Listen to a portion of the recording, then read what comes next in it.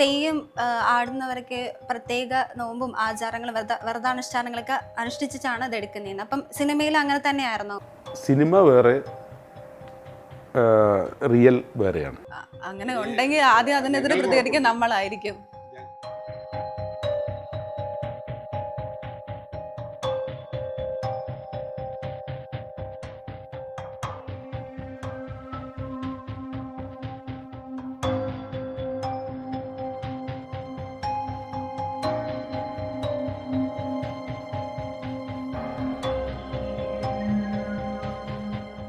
നമസ്തേ, ഹിന്ദു വിശ്വാസ് ചാനലിലേക്ക് പ്രിയ പ്രേക്ഷകർക്ക് സ്വാഗതം. ഇന്ന് ഞാൻ നിങ്ങളെ പരിചയപ്പെടുത്തുന്നത് രണ്ട് പുതിയ അതിഥികളെയാണ്. അത് മറ്റാരുമല്ല, ഏപ്രിൽ 18 റിലീസിനെത്തുന്ന ഹത്തനോദയ എന്ന ചിത്രത്തിന്റെ അണിയറ പ്രവർത്തകരാണ്. ഹത്തനോദയ ഒരു തെയ്യം കേന്ദ്രീകൃത ചിത്രമാണ്. അപ്പോൾ നമുക്ക് ചിത്രത്തിന്റെ വിശേഷങ്ങളെ കുറിച്ച്, ചിത്രത്തിനെ കുറിച്ചും അണിയറ പ്രവർത്തകരോട് തന്നെ ചോദിച്ചറിയാം. ചേട്ടനോട് ക്വസ്റ്റ്യൻ ചോദിക്കാത്തതുകൊണ്ടാണ് ഇങ്ങനെ പിണങ്ങിയിരിക്കുന്നത്. ട്രെയിലറൊക്കെ കണ്ടപ്പോൾ കാന്താര സിനിമയായിട്ട് എവിടേക്ക് ഒരു സിമിലാരിറ്റീസ് ഒക്കെ തോന്നിയായിരുന്നു. അപ്പൊ അതിന്റെ എന്തെങ്കിലും റെഫറൻസ് ആണോ? താരമൂല്യങ്ങളൊന്നും ഇല്ലാത്ത ഒരു സിനിമ എങ്ങനെ പ്രേക്ഷകരിലേക്ക് എത്തും? പക്ഷെ സിനിമയിൽ അഭിനയിക്കാൻ വേണ്ടി ഒരുപാട് ചാൻസ് ഒക്കെ ചോദിച്ചു നടന്ന് കിട്ടിയില്ല. പ്രേക്ഷകർക്ക് പരിചിതമല്ലാത്ത രണ്ട് മുഖങ്ങൾ, ഇനി പരിചിതമാവേണ്ട രണ്ട് മുഖങ്ങൾ. തീർച്ചയായും ഇവരെ നിങ്ങൾ ഇനിയും കാണും. ഒരുപാട് സിനിമകളിലൂടെയും അണിയറ പ്രവർത്തനങ്ങളിലൂടെയും ഒക്കെ നിങ്ങൾ കാണും. അപ്പോൾ നിങ്ങളൊന്ന് സ്വയം പരിചയപ്പെടുത്താമോ പ്രേക്ഷകർക്ക്? ഞാൻ ഹത്തനോദയയുടെ കോ പ്രൊഡ്യൂസറാണ്. കൂടാതെ ഇതിനകത്ത് ഒരു കഥാപാത്രമായിട്ട് അഭിനയിച്ചിട്ടുണ്ട്. ഇദ്ദേഹം എൻ്റെ എഡിറ്ററാണ്, ഇതിൻ്റെ സിനിമയുടെ എഡിറ്ററാണ്. എൻ്റെ പേര് ബിനു എന്നാണ്. എൻ്റെ എഡിറ്ററാണ്. വരെ കുറച്ച് സിനിമകൾ ചെയ്തിട്ടുണ്ട്. കുറേ നല്ല സിനിമകൾ കാണാൻ പറ്റിയിട്ടുണ്ട്. ഇതും വളരെ നല്ലൊരു സിനിമയാണ്. ഇത് നല്ല സിനിമ ചെയ്യാൻ കഴിയുന്നത് സന്തോഷം. ഹത്തനോദയ, ആ പേരിൽ തന്നെ ഒരു യുണീക്നെസ് ഉണ്ട്. എന്താണ് ഹത്തനോദയ? ഹത്തനോദയ എന്ന് പറഞ്ഞാൽ പത്താമതയം എന്നാണ്. പത്താമതയം എന്നാണ് സിനിമയുടെ പേര്. ശരിക്കും മലയാളം പേരതാണ്. പക്ഷെ പത്താമതയം എന്ന പേര് നമുക്ക് ഇടാൻ പറ്റില്ല. മലയാളത്തിൽ വേറൊരു സിനിമ പത്താമതയം എന്ന് പറഞ്ഞത് ഉള്ളതുകൊണ്ട് ഞങ്ങൾക്കാണെങ്കിൽ ആ പേര് തന്നെ വേണം എന്നുള്ളൊരു, ആ അർത്ഥം വരുന്നൊരു പേര് തന്നെ വേണം. ഞങ്ങളിങ്ങനെ ആലോചിച്ച് കണ്ടുപിടിച്ചൊരു പേരാണ്, കന്നഡ പേര് ഹത്തനോദയ. കന്നഡയാണ്. തെയ്യം കേന്ദ്രീകൃതമായിട്ടുള്ളൊരു സിനിമയാണല്ലോ ഇത്. ഇപ്പോൾ വടക്കൻ മലബാറിലൊക്കെ ഒരുപാട് തെയ്യങ്ങളുണ്ട്. അപ്പം ഇതിൽ ഏത് തെയ്യത്തിനെയാണ് സ്പെസിഫൈ ചെയ്യുന്നത്? ഹത്തനോദയ വ്യത്യസ്തമാണ്. ഞങ്ങൾ ഇതുവരെ തെയ്യം സിനിമ കണ്ടിരിക്കുന്നത്, ഞാനൊക്കെ കണ്ടിരിക്കുന്നത് ഒരു തെയ്യമായിട്ട് തന്നെ ഇങ്ങനെ പോകുന്നൊരു സിനിമയായിട്ടാണ് കണ്ടിരിക്കുന്നത്. ഇതങ്ങനെയല്ല. ഇതൊരു എന്താ പറയുക, ഇതിൻ്റെ ബേസ് എന്ന് പറയുന്നത് തന്നെ ഒരു പുരാണത്തിലുള്ള ഒരു കഥാപാത്രത്തെ കാണിച്ചുകൊണ്ട് അവിടെ നിന്ന് കയറി വന്ന് തെയ്യത്തിലേക്ക് മാറി എത്തിപ്പെടുന്നൊരു ഒരു സിനിമയാണ്. അതുകൊണ്ട് തന്നെ ആളുകൾക്ക് വളരെ രസകരമായ രീതിയിൽ ഇത് കാണാനും ആസ്വദിക്കാനുമുള്ള സാഹചര്യം ഈ സിനിമയിലുണ്ട്. ഈ സിനിമ ഞാൻ പ്രൊഡ്യൂസ് ചെയ്യും, അല്ലെങ്കിൽ ഈ സിനിമ ഞാൻ പ്രൊഡ്യൂസ് ചെയ്യണം, അങ്ങനെ ഒരു പോയിന്റിൽ എത്തിയിട്ടുണ്ടാവുമല്ലോ. അങ്ങനെ ആൾ ഈ സിനിമ പറഞ്ഞത്, ആ ഒരു പോയിന്റ് ഏതായിരുന്നു? ഈ സിനിമ എന്നെ കൊണ്ട് പ്രൊഡ്യൂസ് ചെയ്യിപ്പിച്ചതാണ്. ഞങ്ങളെ കൊണ്ട് പ്രൊഡ്യൂസ് ചെയ്യിപ്പിച്ചതാണ്. കാരണം സിനിമ എടുക്കുക എന്നുള്ളൊരു മോഹം ഉണ്ടായിരുന്നില്ല, പക്ഷെ സിനിമയിൽ അഭിനയിക്കണം എന്നുള്ളൊരു മോഹം ഉണ്ടായിരുന്നു. പക്ഷെ സിനിമയിൽ അഭിനയിക്കാൻ വേണ്ടി ഒരുപാട് ചാൻസ് ഒക്കെ ചോദിച്ചു നടന്ന് കിട്ടിയില്ല. എങ്കിൽ പിന്നെ സ്വന്തമായൊരു സിനിമ അങ്ങ് എടുത്തിട്ട് അഭിനയിച്ചേക്കാം എന്നുള്ളൊരു ഇത്, അതുപോലുള്ളൊരു 5 പേര് വന്നതുകൊണ്ട് ഈ സിനിമ ഉണ്ടായി.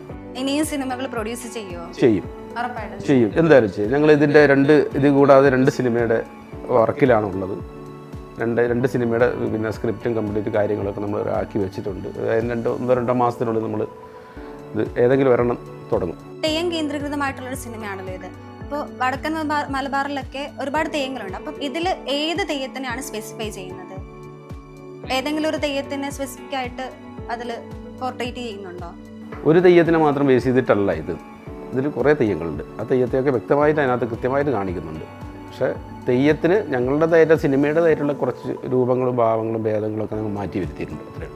തെയ്യത്തിന് തെയ്യം അല്ലാതെയാണോ കാണിക്കുന്നത്? അല്ലല്ല, തെയ്യമായിട്ട് തന്നെ കാണിക്കുന്നത്. തെയ്യത്തിന് ഒറിജിനൽ തെയ്യമായിട്ട്, അത് സിനിമയുടെ മൂലിക്കുട്ടൊക്കെ ആഡ് ചെയ്ത് അത് കുറച്ച് ഫിക്ഷണൽ ആയിട്ടാണോ കാണിക്കുന്നത്? സിനിമയ്ക്ക് വേണ്ടിയിട്ടുള്ള കുറച്ച് സംഭവങ്ങളൊക്കെ നമ്മൾ അതിനകത്ത് മാറ്റം വരും. അതിൽ വിശ്വാസത്തിന് കൊട്ടം തട്ടുന്ന രീതിയിലൊന്നുമില്ല.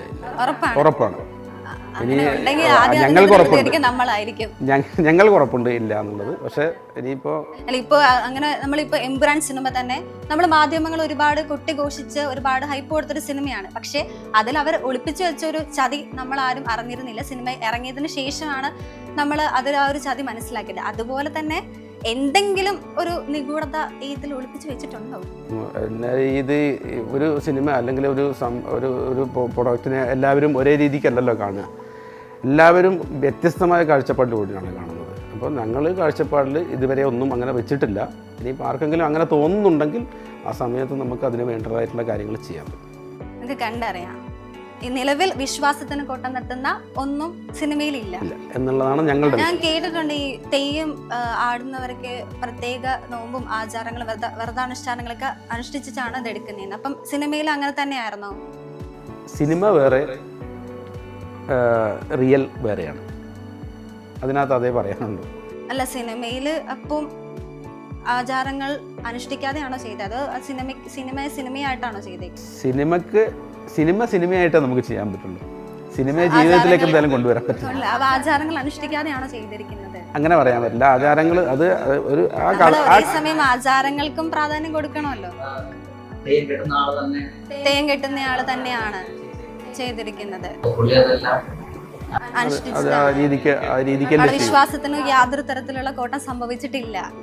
ഒറിജിനൽ ആള് തന്നെയാണ്. എല്ലാ വിശ്വാസങ്ങളും കാത്തു സൂക്ഷിച്ചിട്ടാണ് നമ്മൾ തെയ്യം ചെയ്തിരിക്കുന്നത്.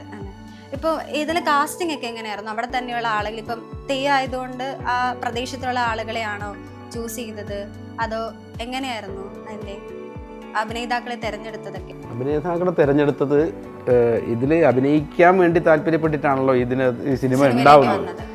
അപ്പോൾ ആ താല്പര്യമുള്ള കുറച്ച് പേരെ അതിനകത്തുനിന്ന് സെലക്ട് ചെയ്ത് അനുയോജ്യമായ കഥാപാത്രങ്ങളെ അവരെ ഏൽപ്പിക്കുകയും അവരത് വളരെ ഭംഗിയോടുകൂടെ ചെയ്യുകയും ചെയ്തിട്ടുണ്ടെന്നുള്ളതാണ് ഞങ്ങളുടെയൊക്കെ. എങ്ങനെയായിരുന്നു ലൊക്കേഷനിലൊക്കെ? സമീപവാസികളും എല്ലാവരും സപ്പോർട്ടിങ് ആയിരുന്നു? വളരെ നല്ല സപ്പോർട്ടിങ് ആയിരുന്നു. ചേട്ടൻ്റെ ഫസ്റ്റ് സിനിമയാണല്ലോ ഇത്. അപ്പോൾ നമ്മുടെ പ്രൊഡ്യൂസർ അസോസിയേഷൻ്റെ തലപ്പത്തിരിക്കുന്ന സുരേഷ് കുമാർ സാറൊക്കെ പറഞ്ഞായിരുന്നു, ഇപ്പോൾ സിനിമ ഒരു പുതിയ പ്രൊഡ്യൂസർക്ക് മലയാള സിനിമയിൽ അനുകൂലമായ സാഹചര്യമല്ല നിലവിലുള്ളതെന്ന്. അപ്പൊ അതിനെപ്പറ്റി എന്താ ചേട്ടൻ അഭിപ്രായം? അങ്ങനെ ഒരു അനുകൂലമല്ലാത്ത സാഹചര്യം ഉണ്ടോ നിലവിൽ? അത് അവരൊക്കെ എന്ന് പറഞ്ഞാൽ വലിയ വലിയ ആളുകളല്ലേ, ഒരുപാട് കാലപ്പഴക്കം വന്നിട്ടുള്ള ആളുകൾ, എക്സ്പീരിയൻസ്ഡ് ആയിട്ടുള്ള ആളുകളല്ലേ. നമ്മൾ പുതിയ ഇപ്പോൾ ഇന്നിപ്പോൾ പിറക്കാൻ പോകുന്ന ആൾക്കാരല്ലേ. സിനിമയിലൂടെ നോക്കിക്കഴിഞ്ഞാൽ നമുക്ക് അവരുടെ വാക്കുകളൊക്കെ നമുക്ക് വളരെ ഇതായിട്ട് എടുക്കാൻ പറ്റുള്ളൂ. പക്ഷേ ഞങ്ങൾക്ക് ഒരു പ്രതീക്ഷയുണ്ട്, ഈ സിനിമ നല്ല രീതിക്ക് മുന്നോട്ട് പോകും, ഈ സിനിമ ജനങ്ങൾക്ക് ഇഷ്ടപ്പെടും, പ്രേക്ഷകർക്ക് ഇഷ്ടപ്പെടും എന്നുള്ള ബോധ്യമുള്ളത് കൊണ്ടാണ് ഞങ്ങൾ സിനിമ. നമ്മുടെ എഡിറ്റർ ചേട്ടനോടെ ഒരു ബന്ധമില്ലാത്ത രീതിയിൽ മാറിയിട്ടുണ്ട്. ചേട്ടൻ എന്താണ് ചേട്ടനോട് ക്വസ്റ്റ്യൻ ചോദിക്കാത്തതുകൊണ്ടാണ് ഇങ്ങനെ പിണങ്ങിയിരിക്കുന്നത്? കേട്ടോണ്ടിരിക്കുവായിരുന്നു. ഓക്കെ, അപ്പോൾ ചേട്ടന് വിചാരിച്ച പോലെ ഒരു ഔട്ട് കിട്ടിയോ ഈ എഡിറ്റ് ചെയ്തപ്പോൾ? അതായത് വിഷ്വൽസ് ഒക്കെ നമ്മൾ അവർ ക്യാമറ എടുത്ത് തന്നു, അത് എഡിറ്റിംഗ് ടേബിളിൽ കിട്ടിയപ്പോൾ അയ്യോ ഞാൻ ഇങ്ങനെ അല്ലല്ലോ ഉദ്ദേശിച്ചത്, അങ്ങനെ ഒരു ചിന്ത വന്നായിരുന്നു? അത് വെച്ച് ഞാൻ എന്ത് ചെയ്യും എന്നൊക്കെ തോന്നിയോ?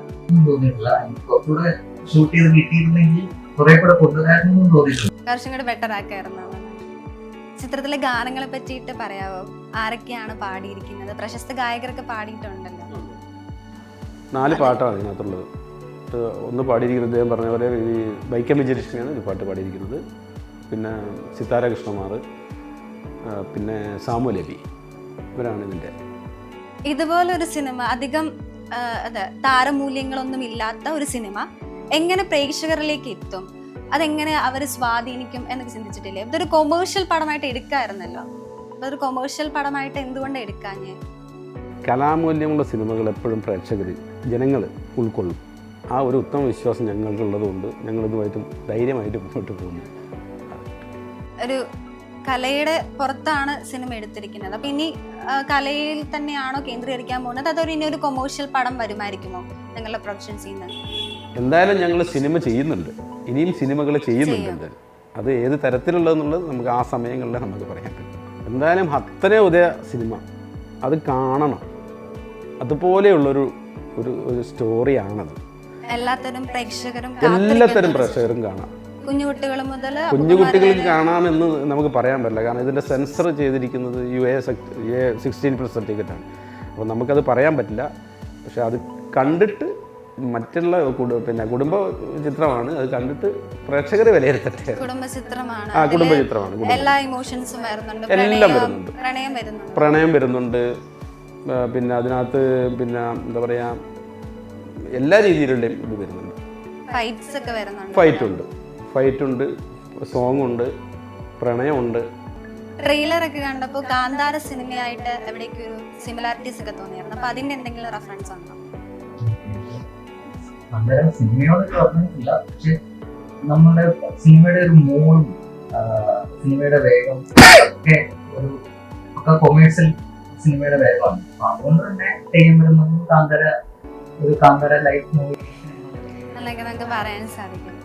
നമുക്ക് ഈ സിനിമയിലെല്ലാം പുതുമുഖ നടന്മാരും നടിമാരൊക്കെ ആണല്ലോ. ഇപ്പോൾ നായകനെ പറ്റിയൊക്കെ പറയാമോ? പുതുമുഖങ്ങളല്ല, പുതുമുഖങ്ങൾ എന്ന് പറയാൻ പറ്റില്ല. പുതുമുഖങ്ങൾ ഉള്ളത് ഇതിൻ്റെ പ്രൊഡ്യൂസേഴ്സ് അവർ മാത്രമല്ല. ബാക്കിയെല്ലാം സിനിമയിൽ അഭിനയിച്ച് പറ്റി കുറേ സിനിമകളിലൊക്കെ അഭിനയിച്ചിട്ടുള്ള കുറേ ആളുകളാണ്. നായകൻ റാം വിജയ് എന്ന് പറഞ്ഞ പയ്യനാണ്, തൃശ്ശൂർ അവിടെ ബേസ്ഡാണ്. പിന്നെ അതിനകത്ത് ആതിര എന്ന് പറഞ്ഞ കഥാപാത്രം നടിയുണ്ട്. പിന്നെ ഇപ്പോൾ ഇപ്പോൾ ജഗദീഷ് സാറിൻ്റെ കൂടെ അഭിനയിച്ച ഷൈനി ഉണ്ട്, ഷിജിനി എന്ന് പറയുന്ന പേര്. അവരൊക്കെ ഒരുപാട് സിനിമകളിൽ അഭിനയിച്ചിട്ടുള്ള ആളുകളാണ്. ഒരുപാട് സിനിമകളിൽ അഭിനയിച്ചിട്ടുണ്ട്. അഭിനയിക്കാത്ത ഒരാൾ ഞാനും വേറെ ആൾ മാത്രമേ ഉള്ളൂ. ബാക്കി എല്ലാവരും അഭിനയിച്ചിട്ടുള്ള ആളുകൾ തന്നെ.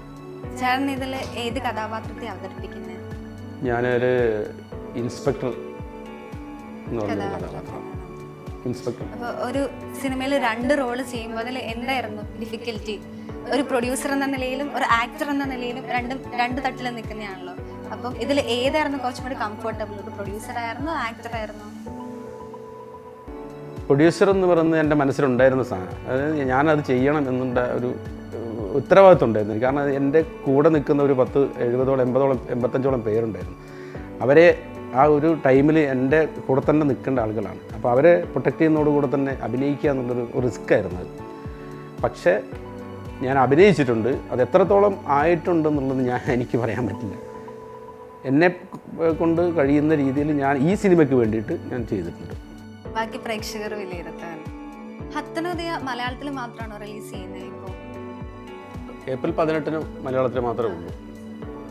പിന്നെ സിനിമയുടെ വിജയത്തിനനുസരിച്ചിട്ട് അല്ല, നമ്മൾ മറ്റ് ഭാഷകളിലേക്ക് ഞങ്ങൾ കൊണ്ടുപോകും, എന്തായാലും കൊണ്ടുപോകും. അത് സമയമായിട്ടില്ല. ഏപ്രിൽ 18 ഹത്തനോദയ പ്രേക്ഷകരിലേക്ക് എത്തുകയാണ്. വലിയൊരു സ്വപ്ന സാക്ഷാത്കാരത്തിന്റെ നിമിഷം തന്നെയാണിത്. എന്താണ് പ്രേക്ഷകരോട് പറയാനുള്ളത് ഈ സമയത്ത്? കേരളത്തിൻ്റെ വടക്കേ അറ്റം മുതൽ തെക്കേ അറ്റം വരെ ഉള്ള ഓരോരുത്തരും കാണാൻ പറ്റുന്ന രീതിയിലുള്ള സാഹചര്യം ഞങ്ങൾ ഈ സിനിമയ്ക്ക് ഉണ്ടാക്കിയിട്ടുണ്ട്. അവരവരുടെ വീടിനടുത്തുള്ള തിയേറ്ററുകളിൽ നിങ്ങൾ പോയി കാണണം. എല്ലാ ജില്ലകളിലുണ്ട്. ഓൾ കേരള ബേസ് നമ്മൾ റിലീസ് ചെയ്തിട്ടുണ്ട് സാധനം. എല്ലാവരും കാണണം. അത്രയധികം നല്ലൊരു മൂവിയാണ്. ഞങ്ങളുടെ സിനിമ ആയതുകൊണ്ട് പറയല്ല, നല്ലൊരു കഥയാണ്, നല്ലൊരു എൻ്റർടൈൻമെൻറ്റ് മൂവിയാണ്. എല്ലാവർക്കും ധൈര്യമായിട്ട് പോയിട്ട് കാണാൻ പറ്റുന്നൊരു മൂവിയാണ്. ഏപ്രിൽ 18 റിലീസിനെത്തുന്ന ഹത്തനോദയ എന്ന ചിത്രത്തിന്റെ വിശേഷങ്ങളാണ് നാം ഇത്രയും നേരം പങ്കുവച്ചത്. നല്ല സിനിമകൾ പ്രേക്ഷകർ ഏറ്റെടുക്കും, അത് ഉറപ്പ് തന്നെയാണ്. ഹത്തനോദയയ്ക്ക് എല്ലാവിധ പിന്തുണയും ലഭിക്കട്ടെ, അതൊരു വമ്പൻ ഹിറ്റ് ആവട്ടെ എന്ന് ആശംസിക്കുകയാണ്. ഇത്രയും നേരം നമ്മളോട് പങ്കുവച്ചതിന്, ഇത്രയും നേരം സമയം ചെലവഴിച്ചതിന്, ഹത്തനോദയനെ കുറിച്ച് പ്രേക്ഷകർക്ക് പറഞ്ഞു കൊടുത്തതിന് നന്ദി.